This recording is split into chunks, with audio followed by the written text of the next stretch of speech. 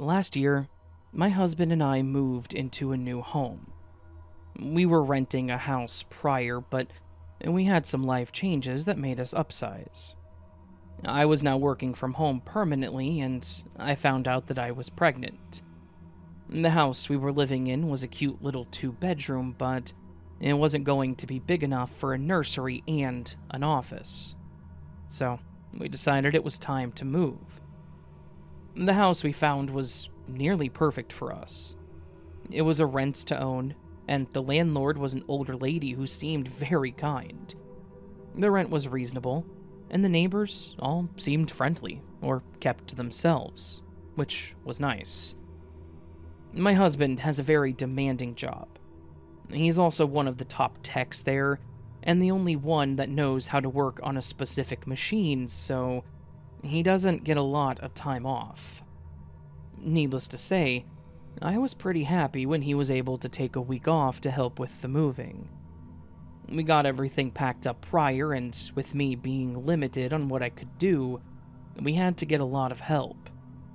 My dad, brother, and sister-in-law came over, and they helped some during the weekend. We were able to get a good chunk of our stuff moved. One of the days that my family wasn't available, my husband, not wanting to break his back alone, hired a moving company to help. He found a company that didn't charge an insane amount, and they were bright and early to help. There were 3 guys, and they helped a lot. They were all very considerate of our belongings. They asked where everything went before moving it or setting it down, and they even moved some of our bigger things like the washer and dryer, which was nice. When they followed us to our new place, they had me direct them where everything would go. One of the guys noticed that I was pregnant and started asking me about the baby, and even brought up how he remembered when his wife was expecting too, and some of the things that she went through. This was our first child, so it was interesting to hear about some of it. The good and the bad. And getting to tease my husband about what he would go through too was all fun. Then, at the end of the job, that same mover asked us if we needed anything else done before they left, such as moving anything to the garage to make it easier on us, or anything like that. It was past their time that they were supposed to be there, and I really appreciated him going the extra mile to help us. So, after they left, we were emailed a survey about our experience and how they handled themselves and our stuff, and I gave them a great review. They'd really made the whole moving out so much easier for us. I even specifically called out the one mover by name, Alec, and mentioned how much I appreciated him. My husband and I began moving the smaller stuff, like boxes and bags, in between working, until the following weekend. We had things planned out so that we would have the whole month to move our stuff and not worry about having to rush it. However, the landlord at our old place sold the house faster than anyone expected, and now we had to rush around to finish. It was bad timing for us, because my husband was back at work, unable to really take more time off. I wasn't much help, so my husband said that we should just get the moving company again since they did so well the first time, and I didn't hesitate to call them. We didn't have much left in ways of larger things to grab, but we did still have a lot of boxes and most of the basement to move. So, the movers were just going to make a quick job out of it. When they showed up, it was 2 guys instead of 3, and Alec was there again.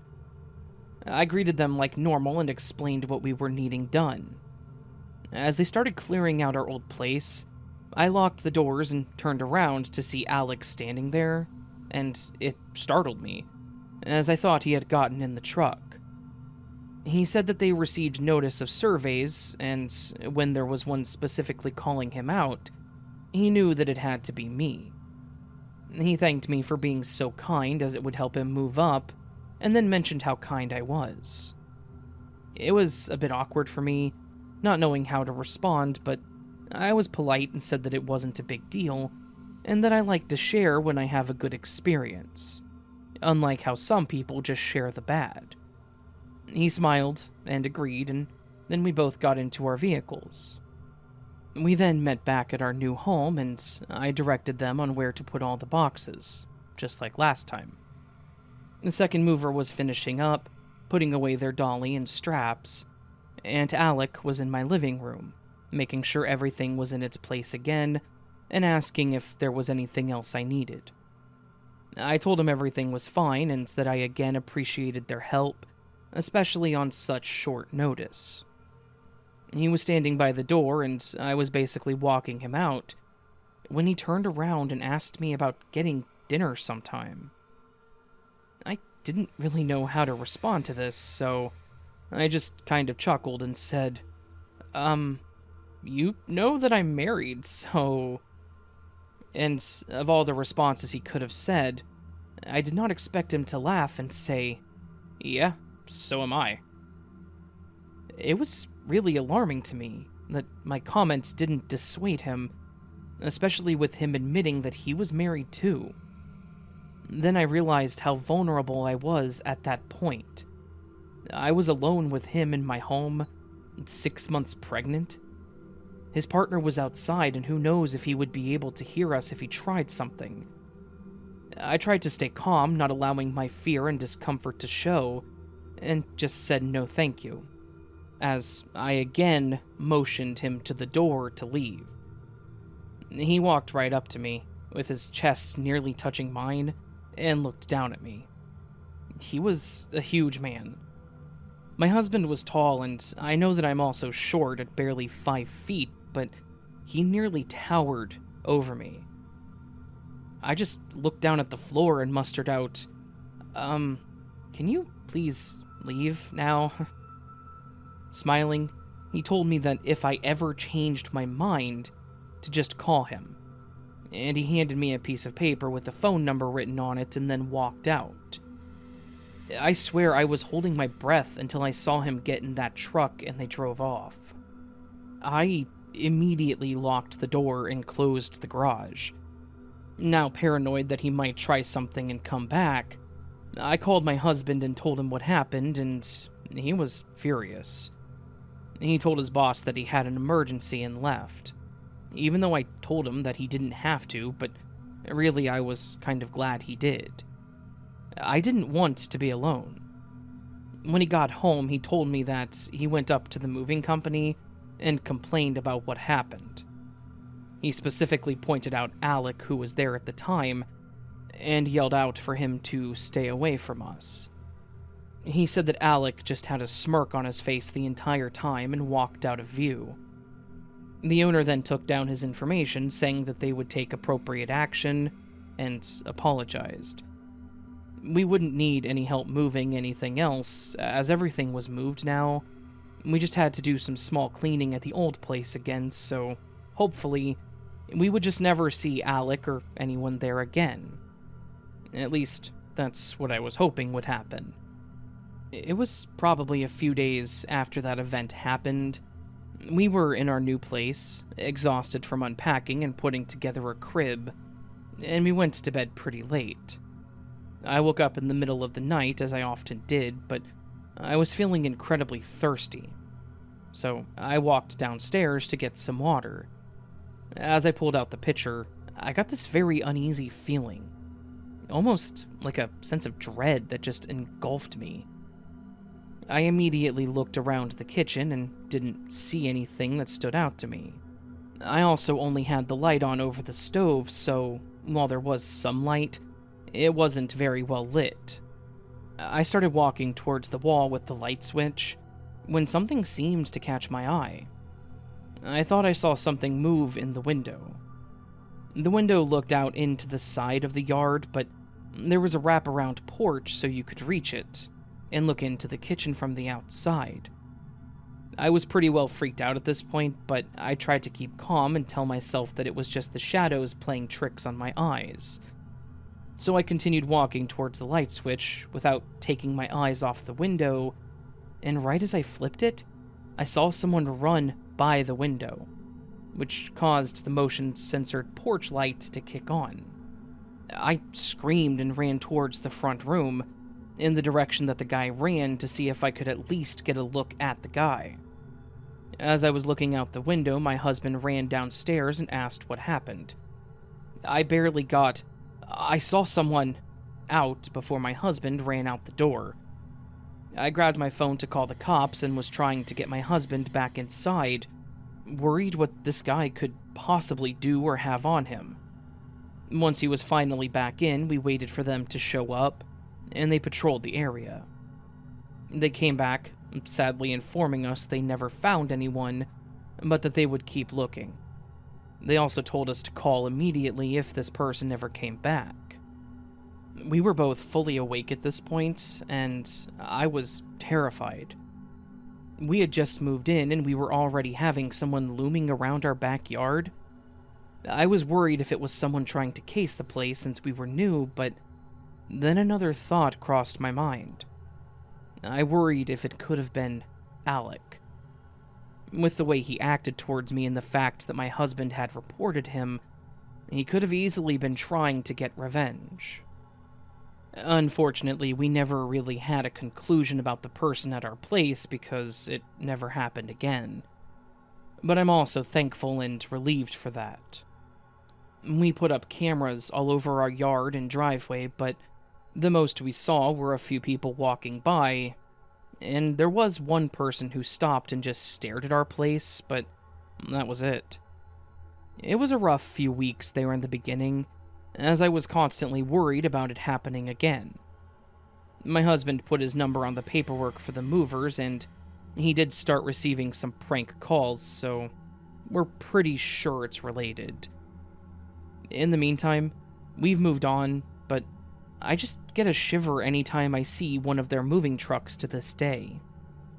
I guess from here on, I'll just rely on friends and family if we have to move again.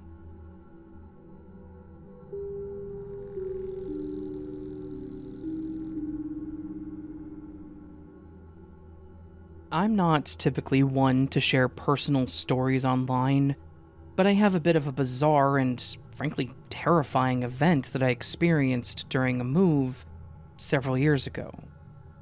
It genuinely freaked me out, because it could have gone much, much worse, and I think that I got really lucky with how it all actually played out in the end. So, several years ago, my boyfriend and I were preparing to move into a new place. He ended up having to work through most of the days that we were planning on moving, so most of the packing, boxing, and actual moving of things from one place to another fell solely on my shoulders. He recommended that we just hire someone, or ask my brother for help, but as stubborn as I am, I absolutely refused to let anyone touch my stuff. I assured him that I could handle it, and that I would get it done while he was at work. One of the days, in the midst of our move, I had packed up most of the rooms into boxes, and most of them had large stacks of all our things in said boxes, sitting in the middle of the room. I was working on the bedroom at this point. It was the last room that we needed to get packed, since it was the main room we were still using. I was standing there, emptying the dresser, when I thought that I'd started hearing talking. Initially, I shrugged it off as possibly coming from outside, thinking that I may have just left the upstairs window open. The more I listened, though, it became rather clear that the voices were coming from upstairs, inside the house. A chill ran down my spine when I was hit with that sudden realization that I was not alone inside my house. Part of me wanted to shout out, ask who it was, but then it kind of clicked that these two people had broken into this house, in the middle of the day. They probably weren't there for conversation. I quickly jumped into the closet, having to squeeze through the stack of boxes that I'd placed in front of it, and shut the door, just standing there with my heart beating hard. I could hear the intruders walking through the house, stepping through the kitchen, and then I heard them walk down the steps and into the bedroom. As they walked into the room, one of them, his voice scratchy and gruff, asked, "You sure this is where he said they lived? These people look like they're moving. I don't think they were going anywhere." The second voice responded with "Yeah, I'm pretty sure." They went quiet as if they were waiting for something, and after a few moments I heard one of them rummaging through one of the boxes outside the closet. He started making joking comments about my clothes and items, which really made it that much worse. Not only was I scared out of my mind, this guy was violating my privacy and handling my underwear. This whole thing felt surreal. Like, was this really happening? Was this some kind of messed up joke or something? After a few minutes of him commenting on my stuff, and the second guy huffing impatiently, the second voice said, "You know what? Let me go call him and make sure. Something seems off about this." The silence after that was deafening, punctuated only by the remaining intruders' casual rifling through my boxes. I could barely even breathe, fearing that if I did, I would give myself away. When the other guy came back, his voice sounded way more urgent than before. "Hey, dude, come on. We got the wrong house. I wrote the address down wrong." The other man chuckled and said something like, "Damn, man, that could have been bad. Imagine if they were home and we got the wrong person." Then, their voices trailed off as they walked upstairs and out of the house. I stayed huddled in that closet for a while longer, too terrified to move. When I finally got my nerves up to step out, the house was completely silent. I quickly checked the hallway and bolted into the garage to grab my cell phone from the van and called 911. The police arrived, they took my information, and they checked the whole house for me. They asked if I had seen the two guys, and I told them that I hadn't, because I had hidden in the closet.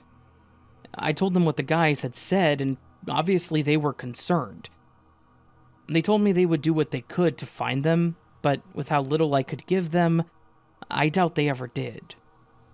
Nothing was stolen, nothing was disturbed outside of the items in the box the guy was going through, and nothing happened during the rest of that week. I couldn't have been more thankful to have been moving out of that place. The memory of this still unsettles me, and it absolutely taught me a very valuable lesson. Lock the door. Always make sure it's locked if you're not near it. There was no forced entry, so they walked right into the house with literally no issues. I have no idea what they were planning on doing, but based on the conversation, I could be pretty certain that their intentions were not good. I feel bad for whoever it was they were looking for, but I'm glad that I never had to see them again.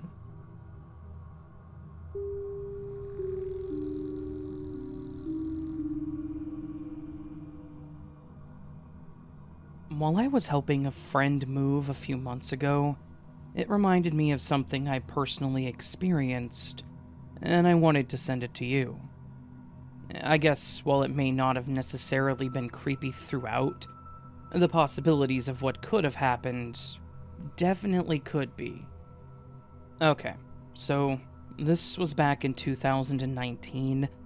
I had just gotten everything finalized on this duplex that I was going to be moving into.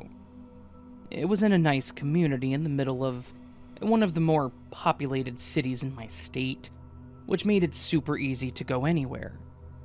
The duplexes, however, were all individually owned, or in my case, through a middleman.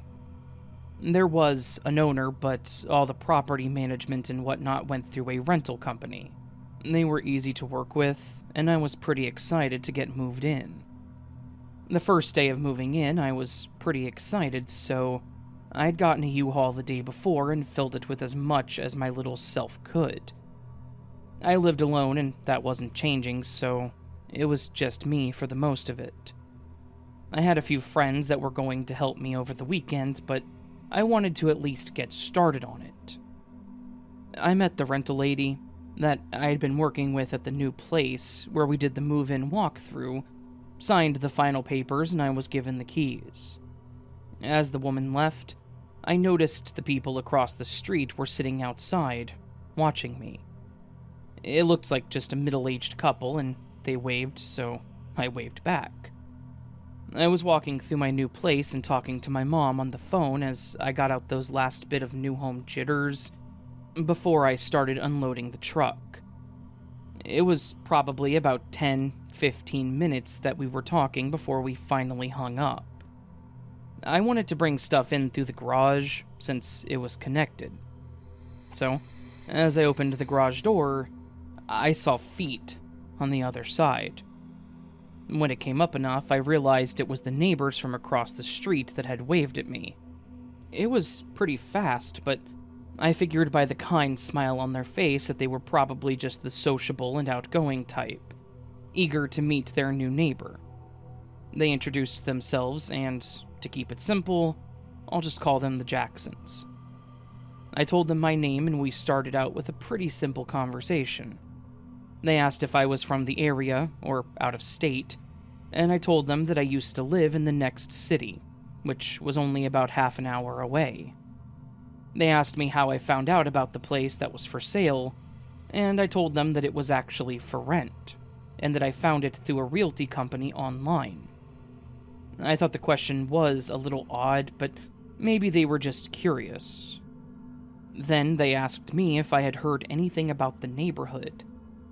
I was confused by this question because I really didn't know what they meant. I just said that I didn't really know anything about this place other than it being in a convenient part of the city, and the rent was within my range. That led them to ask me what was within my range. This caught me off guard because I just met these people, and they were wanting to talk about money and income. I just said less than $2,000 and laughed, and so did they. It was kind of awkward to me after that, so I just said, "Well, it was nice meeting you two," and shuffled towards the back of the truck to make myself busy. And they stood there for a few minutes whispering something to each other, then smiled and walked away. My first thought was, great, I've got some nosy and intrusive neighbors. At least they're across the street. I got the truck unloaded into the garage, and before I started sorting them into their designated rooms, I grabbed a box from my bathroom and unpacked it. I wanted to grab a rag to put on my neck because it was a very hot day. As I walked back out to the garage, I realized I had left the door open, and there were two new people standing at the edge of my garage, very obviously looking in at my stuff. I kind of laughed thinking of how these people all seemed to be very nosy, and then greeted them. They said hi and apologized, saying they were looking for me to introduce themselves. They were my neighbors to the right, and we'll just call them the Smiths. It was an older man and woman, at least compared to the Jacksons. I would guess probably in their 60s or 70s. They said that it was just them at home with their 4 Pomeranian pups, because their kids had moved on a long time ago. They asked me where my other half was, and I told them that I didn't have one, that I lived alone, other than my 2 iguanas, which I hadn't brought over yet. Miss Smith didn't like the idea that I had lizards by the look on her face, but, to be honest, I thought maybe that would make them just leave me alone. After her soured face, she then tried asking me if I was planning on getting married or having kids. My parents haven't even asked or pressured me about that, so I just hesitated on responding and said that I hadn't really thought about it. So she said that I should really think about it because children are very important for the future and their community. It was already a weird comment, so I didn't catch the whole community part at first. I just said that I would keep it in mind. Before I could put a stop to the conversation, Mr. Smith laughed and made a comment about how they shouldn't overwhelm me so fast, as we had plenty of time to get to know each other. I nodded in agreement and said that I should probably get back to work, thinking maybe he thought she was being too much too.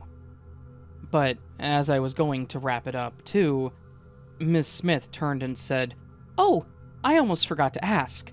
What do you think of our president?" She had a huge smile on her face, as did Mr. Smith, and they both just stared at me waiting for a response. Now, I'm not one to really talk about politics, but who asks something like that within the first 10 minutes of meeting somebody? I just stammered for a bit and said, I'm not sure I'm quite ready to talk about that yet. And again laughed a bit, and they were the ones to have a softer, awkward kind of laugh. They asked the question. We all just sort of walked away from that, and I left thinking how freaking weird my new neighbors were. All their questions have been so far out of left field. Not to mention weird and inappropriate too. I just quickly shut the garage door, ready to not have any more interactions with them. One of the things that I didn't get moved was my bed, along with some other bigger items, so once I finished sorting, I went to leave and go back to my old place for the night. As I was getting in the truck, I heard someone hollering, so I turned around to see a man swiftly walking towards me. He looked around the age of the Jacksons, and as he approached, he told me that he was the neighbor to the left. And we'll just call him Pastor Wilson. Obviously, he said he was the pastor for their local church, and even mentioned how the Jacksons and the Smiths attended the same church. He said that wasn't him trying to get me to join them, but just wanted me to know, as this was just to introduce himself. A bit burned out at this point, I just gave my name and greeted him back. He asked where I was from, and then actually asked me some pretty normal questions. It was definitely refreshing because I felt like I could just have a conversation with him. He even mentioned that he had his own plumbing business, and if I ever needed anything, he would be willing to take a look for me. So I thanked him. That's when he brought up the previous tenant. He said that I seemed a lot nicer and open-minded than the lady that lived there before me. I laughed again and said something like, "Huh, yeah?" Not really expecting that to open another weird conversation. He mentioned how she was very nice and open with the community, until she started becoming very hostile, so they had to report her. He claimed that she then became reclusive and seemingly moved out one night without anyone noticing. I said that definitely seemed odd, and that was it. The conversation again started dying down, so he said he would leave me to it, but then mentioned that Ms. Smith told him I was single, and he said that he also helps with matchmaking in their community, and pulled out a pamphlet. He said that he would be happy to sit down with me to start an interview about helping to look for a future husband. Pretty fed up at this point. I told him I was happy with myself and that I wasn't looking for a partner at the time, but thanked him for his time. Once again, he mentioned how time was running out for me and that children are needed for the community. I just dropped the pamphlet in front of him, told him I was gay, and got into the truck. The shock on his face as I drove away, though, that was pretty satisfying. All of this, everything that I just mentioned, happened literally on the first day of getting the keys to my new place. I wasn't even finished moving in yet, and they were already making me have regrets. And I hated it. However, I called a good friend of mine and told him everything that happened, and they made me recall how many times they referred to the community. They said that it seemed odd to say that instead of just the neighborhood, or even the country, like when they mentioned the children being important to the community. That's when they mentioned how creepy and cultish it sounded, and I couldn't disagree with that. So we both started looking into the previous owner of the place. My friend was very good at finding people, and sure enough, we were able to find a woman that used to live there a few years prior to me. We actually found her on Facebook, and I sent her a message hoping that she would respond and be able to answer some questions. It took about a week, but she did finally respond. She said that she didn't like to talk about it, but we were right. She said that she owned the place and sold it to the first person that she could, who then went through the leasing company that I went through. She said that they seemed nice at first and invited her to their community, and they had some very sketchy and creepy requirements. She said that it was pretty traumatizing for her, so she didn't want to get into it, but she did say to not give them any detailed information about myself and to distance myself from them as much as possible. She also said not to accept any gifts or favors from them, as they will harass you saying that you owe them. When she tried to leave their little community, they made her life hell. They were always walking around her place, trying to look into windows or wherever they could. They would call her non-stop, just all kinds of stuff. I was appalled after hearing all of this. I just got this place, and now I want it out. I called my leasing lady, who said that I unfortunately really couldn't cancel or back out of it without losing a lot of money, but apologized because she said they had no idea about the neighborhood, nor how much of that was true. I thought that was kind of weird because why would the previous owner lie about that? She had nothing to lose or gain from it. So, overall, I just had to make it at least through the year, which I was thankful that I didn't sign a longer lease. I kept my guard up all the time while I was at home, making sure that all windows and doors were locked, and the curtains were nearly always closed. I even put cameras up, not wanting to take any chances. I never bought into their gimmicks, even though they tried for a few months, but after that, they seemed to do the same to me. There was always someone outside when I was, and that person would be on the phone. If I had someone over, I would end up with a pamphlet on my door talking about different sins. If I had more than 2 people over, the cops would be at my door talking about a noise complaint. Nothing would happen, though, because I didn't have parties at my place. I didn't want my friends to be harassed by them, so they would just always leave. So, that year was pretty hard for me, but I know the previous owner must have had it much worse, since she wasn't willing to talk about it. I moved out since then, and I love where I'm at now, and my neighbors are a million times better. But I can't help thinking, what the hell do those people do?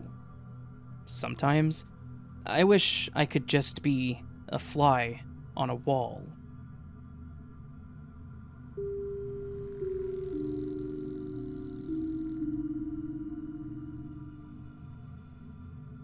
At the time, I was moving out of my ex-boyfriend's house. It didn't end badly or anything. We're just different people who wanted different things in life. And that being said, feelings were still sore, and I planned to move out while he was at work. I told him this, and I told him which pieces of furniture I was taking. He bought the dryer that I bought for the place from me. Since I wouldn't be able to handle everything on my own, I booked a moving company who had a truck and 2 movers to lift the heavier items. Everything I had was either in boxes or wrapped, ready to go. The 2 men knocked. I opened the door, said hello. We began to put things in the delivery truck. I locked up and gave the address to the new place. I followed behind the truck in my car, and I swear, every song that I heard on the radio was reminding me of my ex. They pulled up in front of the house. I parked in the driveway. I asked if they wanted me to move my car so that it would be easier, and they said that they were fine. I began moving things inside. Boxes were everywhere, and they were helping me with the heavier furniture. Soon, we were done. I tipped them and gave them drinks to say thank you, and they gave me the receipt and paperwork. I closed the door and started working on getting things prepared around the house. I got my bed set up so that I'd have somewhere to crash. The kitchen was priority for me. I was taking the plates out of boxes when I looked over and saw that the delivery truck was still sitting there. I thought it was a bit strange. Surely they had other deliveries they needed to tend to. It was now the late afternoon, and they were still sitting there. I was tempted to text the company and see what it was about, but I really didn't want any potential confrontations. I've never really been good with them. I kept working on getting things done, had some food delivered, and ate it on my bed while watching some Netflix on my laptop. I went to take my leftovers into the kitchen when I noticed that not only was the truck still there, but this time, it was blocking my driveway. I instantly knew that I wasn't going to be able to get into my car and just drive away. They had blocked me in. I actually saw them peeking through the windows and heard them talking. I ran to the bathroom, locked the door, and called the police. I stayed on the phone with them until I heard the police show up. I was terrified, but thankful that I had locked all the windows and doors before settling down. So, as it turns out, it was actually part of a scam. They would deliver items, scope the place out, and then come back to rob the place later, since they got to see what items you had that were the most valuable while they were delivering. These two weren't very intelligent, though. It's been years, so I can't remember how long they'd been doing it, but the company was shut down, and naturally, I felt like an idiot. I was so grateful that nothing had happened to me and that I was safe, while some of their other victims, they'd actually gotten violent with them, and even put someone in the hospital. So, yeah, I guess make sure you check the reviews for any moving companies you work with, and always remember to lock your doors.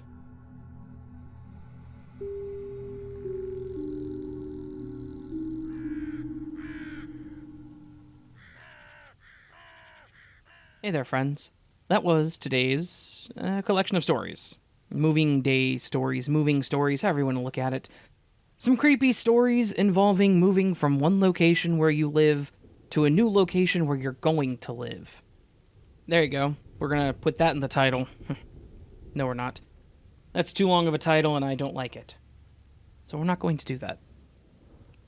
Anyways, some scary moving day stories. Good collection of stories here. Good stories about moving that were creepy. So hopefully you all enjoyed them.